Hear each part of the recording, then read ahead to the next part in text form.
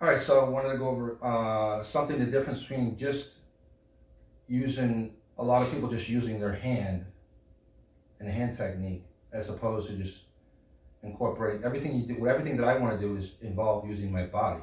Mhm. So, for example, if you throw a punch, I just did this, right? Is just, or if I punch again, I just did tanda, right? I'm just using my hand basically, doing a tansao and striking. That's all. Or a punch again, I just do this, right? That's just a very basic hand technique. But what I do is when you punch, I actually incorporate my whole body into the movement. So everything I do starts with the body first. In other words, when you punch slowly.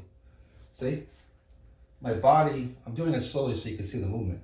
I'm initiating the movement with my body, my mass, and then connecting it with my limb, my hand, or the strike to do the technique. As opposed to a punch, I just do this, let's say.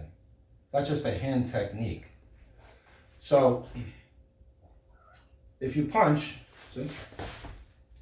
see, I'm a big guy, so it looks very slight what I'm doing. Let's say in Chisao, we're rolling the hand. Again, if I just did this, see, I'm just using a hand technique. I'm just basically involving my arm.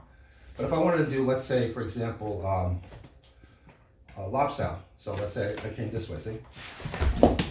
So I'm initiating the movement with my body first, see? And then the hand technique is coming in second.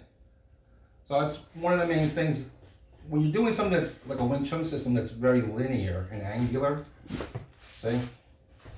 You tend to forget about initiating the movement with the body. So with me, I made a conscious decision that whatever technique I'm going to employ, let's say double lopsao, right? So a lot of people will just do this, right? So even though they're turning their body, the movement of the body is not initiating the power in the hand. You want to move the body to initiate the power in the hand. That's the difference. The same thing with lopsao too. If I did this, see? I'm using my body first to initiate the power in the hand. So that's the difference. Another way to look at it, some people would say internal and external.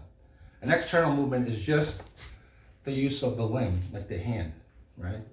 Whereas an internal movement would start with the body first, and then the hands would follow last. And that's basically it. That's it.